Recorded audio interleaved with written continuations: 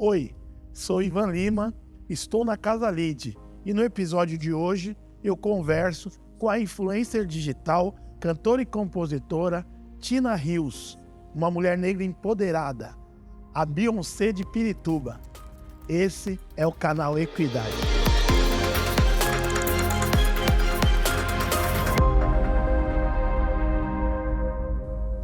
Quem é Ana Cristina?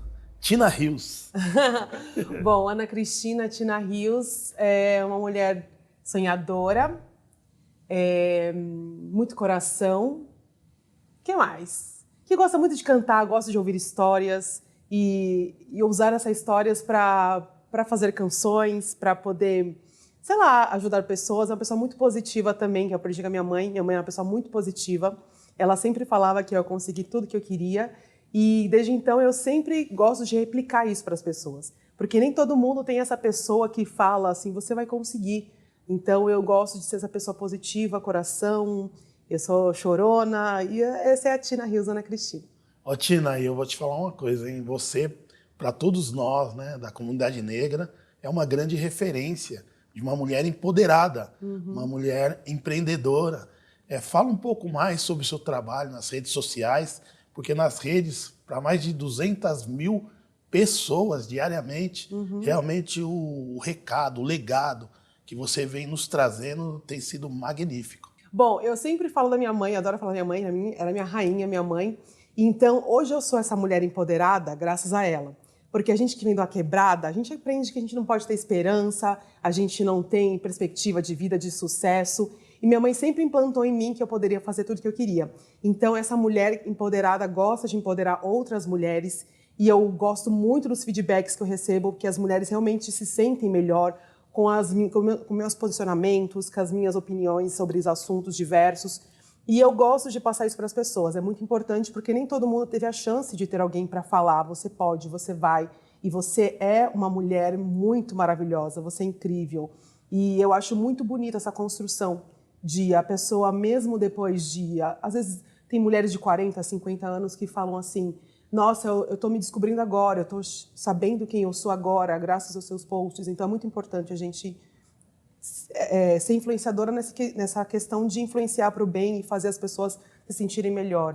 E você sabe que, atualmente, os negros representam apenas 5% dos cargos executivos nas grandes empresas brasileiras. Sim. E ter você como uma referência, falando diariamente sobre as nossas personalidades negras, reconhecendo e valorizando nossa história e cultura afro-brasileira, isso ajuda demais, porque dentro desse cenário, ainda as mulheres negras não representam 1% desses cargos executivos nessas empresas. Então, ter você falando diariamente e trazendo história de tanto de personalidades, autoridades brasileiras e internacionais que lutam, né, nesse movimento antirracista, você não tem ideia como isso transforma negros e brancos no Brasil. Ai, com certeza. Uma vez eu contei a história de Tebas, e eu lembro muito bem, Tebas é um arquiteto, né, que fez várias coisas. Importantíssimo. Importantíssimo, e quase ninguém conhece Tebas. E várias pessoas pretas, nossa, eu sou engenheiro, nunca ouvi falar de Tebas. Então é muito importante a gente resgatar essa memória, essas personalidades pretas que tanto fizeram pela história do Brasil e do mundo. E essa questão de ter 1% de mulheres ainda na liderança preta. Aliás, pessoas pretas em grandes cargos ainda é algo que devemos melhorar e trabalhar para que a gente consiga, né, aos poucos, ter mais pessoas pretas. E com isso as empresas têm que entender, reconhecer o racismo estrutural para não ter o racismo institucional nas organizações. E trabalhando dessa forma, a gente consegue, sim, mais líderes pretos, mais mulheres pretas, e é isso que a gente quer, e é isso que a gente está trabalhando para conseguir. Eu não tenho dúvida, porque eu percebo justamente que a hora que você traz essas histórias, como do Tebas mesmo, inclusive quero aqui agradecer muito um grande escritor, que é o Abílio Ferreira, que é o presidente do Instituto Tebas aqui em São Paulo, e as pessoas não sabem que o chafariz, né, do centro de São Paulo, da Sé. da Igreja da Sé, ele trabalhava muito com pedras, né? Então é muito importante você continuar fazendo esse trabalho, mas eu gostaria também que você falasse um pouco de cultura preta, né? De como que você vê essa questão da nossa identidade, essa questão desse fortalecimento a partir realmente das expressões culturais nossa, afro-brasileira. Eu acho importante porque nós crescemos, né? A sociedade se fundou, assim, se ergueu no preconceito, no racismo. Então, muitas expressões, muitas coisas que vivemos hoje ainda está baseada na escravidão e todas essas questões. Então, trabalhar, falar sobre a temática é muito importante para as pessoas olharem de uma outra cosmovisão. E eu gosto muito de falar de uma forma leve para que as pessoas tenham interesse em aprender e curiosidade de continuar aprendendo. Porque se fala de uma coisa, porque a escravidão já foi algo muito pesado, muito doloroso. Eu sei que a gente tem toda essa dor, mas se a gente falar de uma forma muito pesada, as pessoas vão ter medo. Ai, não quero saber sobre isso. Então, falar de uma forma leve para que a gente alcance cada vez mais pessoas e para que a gente consiga cada vez mais pessoas saber sobre a temática, entender sobre o letramento racial e também ter um comportamento antirracista. Você falou uma coisa muito importante, porque esse conceito do racismo é um conceito muito sofisticado, não é uma coisa simples de lidar, né, para que a gente possa, de fato, enfrentar esse racismo estrutural, institucional. A gente tem realmente que estudar, a gente tem que nos aprofundarmos para que a gente possa, de fato, conseguir desconstruir e desnaturalizar esse racismo que está arraigado na nossa sociedade. E a forma que você traz, realmente, ela acolhe, ela de uma forma assim, até diria para você assim, que chama muita atenção, porque isso é uma das coisas que a população negra carecia, porque muitas vezes você vai ouvir um professor doutor falar, ou mesmo um pessoal da academia, realmente são termos que não são populares, né? Não é do dia a dia. E você engaja muitas pessoas porque você traz várias contribuições e temas, como você trouxe no caso do Big Brother Brasil, sim, o caso da Sara, e a gente percebeu com o Fred Nicásio, e mesmo com outros personagens dessa última versão do Big Brother, que ainda não tinham se reconhecido como negros, enfim. E a Sara, né? Para mim, a Sara, ela foi a minha campeã também, e acho que de toda a nossa população, principalmente pela maturidade, pelo conhecimento, pelo dinamismo, pela inteligência dela, né? Sim. Então, eu queria que você falasse um pouco mais, porque você tem abordado bastante esse tema e que a gente precisa, de fato, promover igualdade de oportunidade para todos, independente da cor da pele, né? Sim, essa questão de se reconhecer como preto, as pessoas acham assim, eu sempre soube que era preto, sim, mas a questão de se reconhecer, saber que nós temos uma cor diferente, isso é fato, a gente sabe desde que a gente nasceu realmente. Mas reconhecer como pessoa preta é ter a consciência racial, saber apoiar os movimentos. Eu falei sobre meu último vídeo sobre isso. E a Sara tinha esse posicionamento. Ela não ficava perdida no jogo, ela tinha todas as questões. E foi uma lição para muitas pessoas ali que se reconheceram como pessoas pretas também. Como o próprio Ricardo, né, que é Alface, se reconheceu como pessoa preta. Então, é muito importante a gente ter essa noção, tanto as pessoas pretas como as pessoas brancas também, de não chamar a gente de moreno, de assumir, vocês são pretos ou negros, depende de como a pessoa gosta de ser chamada. Então, é muito importante as pessoas aprenderem sobre isso para que a gente tenha essa questão, não fique chamando de moreno, é preto, é negro, tem outras questões mais importantes para abordar. Mas, assim, chamar por negro e preto mesmo, e também as pessoas entenderem de fato, porque assim, a gente fala, somos uma raça, no sentido biológico, somos uma raça só. Exatamente. Então, mas assim, separaram sobre raças por conta que achar que preto é inferior.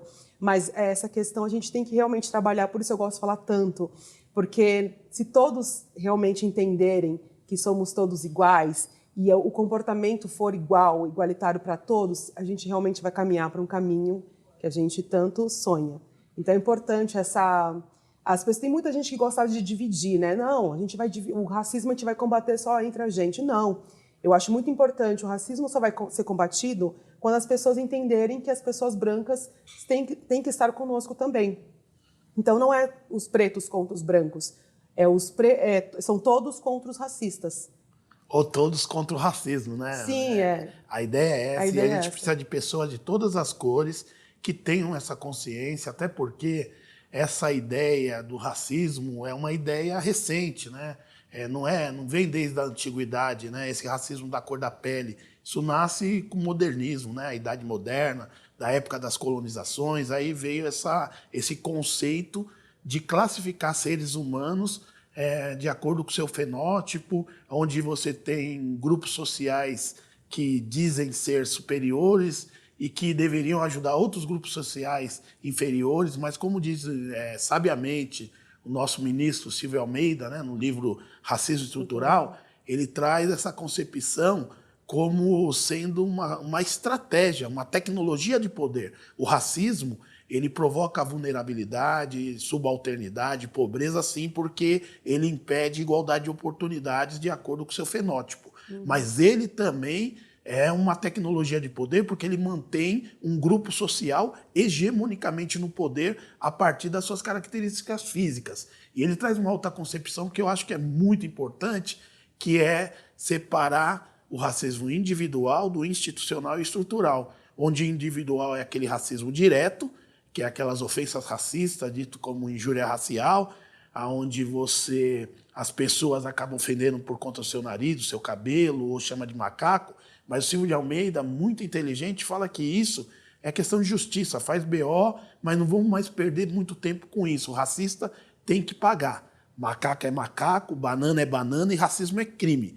Mas ele traz uma concepção muito mais importante, que é o racismo institucional, que baseado no estrutural, que é aquele que está arraigado mesmo na sociedade, de tal forma como se fosse o cimento numa construção, você não consegue muitas vezes enfrentá-lo, mas ele se reproduz no institucional, que é aquele racismo praticado pelas instituições. E esse, Tina, eu e você e toda a sociedade brasileira precisamos enfrentá-lo, porque é aquele racismo que vai fazer com que, de repente, uma faculdade de medicina de Ribeirão Preto esteja formando mais 120 médicos e nenhum branco. Aliás, e nenhum negro, né? Todos brancos, poucas mulheres. Você pega o Tribunal de Justiça de São Paulo, dando posse para 77 novos juízes, você olha a foto, todos brancos e muitas vezes já de uma certa idade, e nós precisamos valorizar a diversidade brasileira, porque ela vai trazer, sem dúvida nenhuma, benefícios muito importantes para que a gente possa, de fato, transformar o nosso país numa grande nação, e é incluindo todos sem exceção, que a gente vai conseguir isso enfrentando esse racismo institucional. Exatamente. Eu quero, assim, te agradecer demais, porque você traz no seu dia a dia justamente um empoderamento para todo o nosso povo brasileiro. Ai, obrigada, eu fico muito honrada, eu faço com muita verdade o meu trabalho. Eu acho importante, como mais uma vez dizendo, levar de uma forma leve para que as pessoas tenham interesse. E com isso a gente alcança muito mais pessoas e mais pessoas estão ali, juntos para que a gente consiga combater o racismo. Agora eu quero aproveitar essa grande oportunidade de estar contigo aqui para dizer para todos que você diariamente, você ali conversa com 200 mil pessoas na sua rede social e é uma rede social que tem muito engajamento, que eu vejo lá diariamente 20 mil, 30 mil curtidas e isso realmente é para poucos, né? Então, parabéns. Quero saber agora um pouco mais de você, né? Da sua contribuição enquanto uma mulher negra, artista, música. Conta isso pra gente, porque você faz muito sucesso e você é uma referência para toda a região noroeste da cidade de São Paulo, porque você é de Pirituba, é a nossa Beyoncé de Pirituba. Beyoncé de Pirituba. Eu vou até explicar também essa história. Bom, eu comecei a cantar desde pequena, porque minha mãe, ela cantava nos programas de calouros com Roberto, Erasmo Carlos, e ela me colocou para fazer piano bem cedo. Eu comecei a compor com 12 anos, comecei a cantar no coral da igreja também. E aí, depois aos 17, eu comecei a fazer backing vocal para alguns grupos de rap. Mas sempre teve aquela coisa, a mulher sabe para fazer o refrão e tal, e tem muita até na música. Tem um pouco de ego dos homens, não quer que a mulher apareça muito no rap. Agora tá mudando, né? Mas no começo, quando eu passei por essa situação. E aí eu comecei a fazer minha carreira solo, inclusive fez Eu sou de humanas, gente. 18, 19, 20, 21, 22, 23. Tem 6 anos que eu comecei minha carreira solo.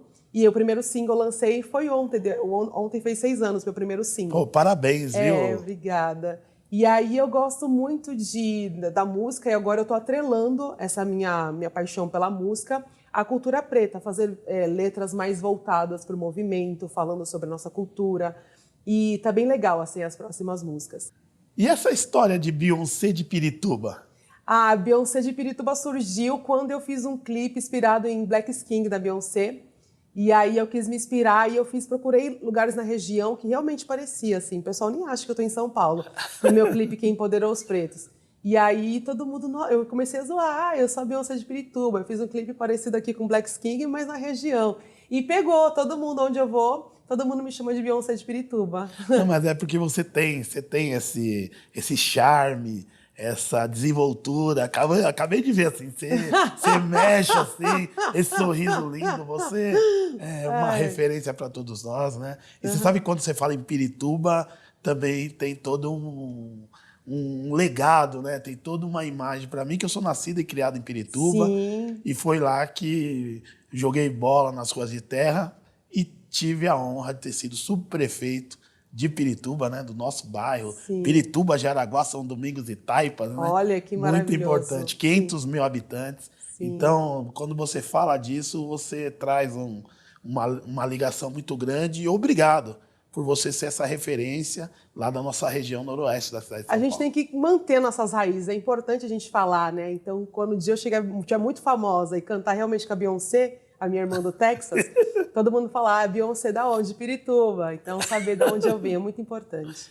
Não, e fala um pouco mais também como que é que você se reconheceu como uma mulher preta, quando que teve esse insight, ou você desde criança você já teve essa identidade cultural assim muito marcada já na sua personalidade, ou isso aconteceu como a maioria das pessoas, né? Muitas vezes é na escola que você acaba sofrendo a primeira situação, assim, que você fica meio perdida, não sabe muito bem o que é, por que essa divisão e tal. Quando que aconteceu isso com você, que você se reconheceu como uma mulher preta? Então, eu nunca me reconheci como mulher preta. Eu nasci em um lar onde minha mãe só falava: você tem que estar impecável para não dar motivo para ninguém falar de você. Minha mãe só falava isso. Eu não tinha muito contato, não tinha consciência racial. Mas ela sempre falava que a gente tinha que estar impecável para não passar por situações que ela nem mesmo sabia explicar que era o racismo, a gente não entendia. Eu mesmo não compreendia o racismo porque eu não tinha consciência racial. Aí eu tive um namorado faz um tempo, que era branco, e ele falava, olha, você é negra, você tem que entender isso. Eu falei assim, não, imagina, todo mundo é igual. E eu sempre tive essa... Eu falava dessa forma. Até que eu tive um outro relacionamento que ele realmente falou a mesma coisa e eu parei para pensar, peraí, então eu tenho que estudar sobre isso. E foi quando eu comecei a pesquisar e falar de forma muito tímida nas minhas redes sociais, porque eu senti vontade. Coincidiu numa época que eu trabalhava numa empresa aqui na Faria Lima, e eu era secretária. E eu tinha acesso ao elevador VIP, eu trabalhava com os executivos da empresa. No prédio, eu sentia o racismo. Foi quando eu realmente senti o racismo, foi quando eu comecei a observar. Porque quando a gente não tem uma consciência, a gente não entende muito bem o racismo. E eu comecei a observar. Quando eu pegava o elevador VIP, os olhares, tipo assim, quem é essa preta no nosso elevador? Coisas desse tipo. E eu comecei a estudar e querer saber mais e falar de forma tímida para os meus seguidores. E aí isso foi aumentando dentro de mim cada vez mais e foi aumentando. E aí o ápice foi quando surgiu o Wakanda, o filme Pantera Negra, em 2018. Eu assisti aquele filme e fiquei assim impactada. Como é lindo, como era bonita a nossa cultura, assim. E a gente não tem essa consciência, né? E aquela coisa ficou na minha cabeça umas 2 semanas e do nada surgiu a música Quem Empoderou os Pretos, Pretos. Aí surgiu a música Quem Empoderou os Pretos por conta desse filme. E aí que eu comecei a me apegar cada vez mais à minha cultura e querer saber mais e passar cada vez mais para as pessoas. Eu achei muito importante isso. Não, e você falando assim, você me faz lembrar de uma narrativa muito importante que diz que nós não somos descendentes de escravos, como dizem os livros escolares, né? Sim. Nós somos descendentes de grandes civilizações africanas, sim, de reinados fortes e poderosos, de reis, rainhas, príncipes e princesas, né? Devemos muito isso para da cota que ela traz, assim, que nós não somos descendentes de escravos, mas sim descendentes de seres humanos que foram escravizados, né? Então, quando você fala assim desse poder, né, que hoje, para além da questão do assistencialismo, das políticas de compensação reparatória, o que a gente quer de fato é que o mercado brasileiro aproveite, do ponto de vista do desenvolvimento socioeconômico, esse potencial da população preta, que hoje já representa 2 trilhões na economia brasileira. Então, o que a gente quer com um programa como esse, com um espaço como esse, é que as empresas realmente dêem igualdade de oportunidade para todo o nosso povo, não é isso? É isso mesmo. A escola fala que nós somos descendentes de escravizados, quando somos de reis e rainhas. Nos tiraram o nosso continente, roubaram todo o nosso o ouro, toda a nossa riqueza, e para falar que a gente veio de uma população pobre, sendo que não. Então é muito importante, eu conto nas minhas redes sociais essa história que não contam nas escolas, de como realmente vieram nossos antepassados. E hoje a gente precisa mostrar isso para que as pessoas pretas tenham empoderamento e enxerguem que elas podem alcançar, elas vão fazer uma faculdade, elas vão conseguir alcançar um cargo. E também, hoje em dia, é muito importante, as empresas estão abrindo os olhos para isso, para entender, passar algum curso, coisas do tipo na instituição, para que as pessoas trabalhem realmente com a diversidade, mas não com o tokenismo, né? Que o tokenismo é uma falsa diversidade, mas de forma verdadeira, dê oportunidade para todas as pessoas. Então, esse empoderamento é uma ligação, né? As pessoas pretas se sentirem importantes, saberem do seu valor, estudarem, quererem alcançar cada vez mais coisas, e as empresas realmente darem oportunidade de forma igualitária. Olha, eu estou muito feliz, quero te agradecer muito pela oportunidade de você estar aqui conosco nesse espaço que vai reverberar, né? Que vai compartilhar com o mundo todo e deixando esse legado, né? Deixando essa mensagem de empoderamento, de que é possível. Você representa tudo isso para o nosso povo. Você orgulha o nosso povo brasileiro. Ergue a tocha no alto da glória. Aqui, ó, mão, foi um cerrado. E é muito importante, eu costumo falar que eu gosto de ser uma semente para que as pessoas possam sentir o que eu sinto, possam ser positivas, possam querer ter essa autoestima, para que juntas a gente consiga o nosso objetivo, que é acabar um pouco, pelo menos um pouco, com o racismo e as pessoas terem mais oportunidades, as pessoas pretas terem mais oportunidade. Muito obrigado, beijão. Muito obrigada, gente, pela oportunidade, adorei estar aqui com vocês.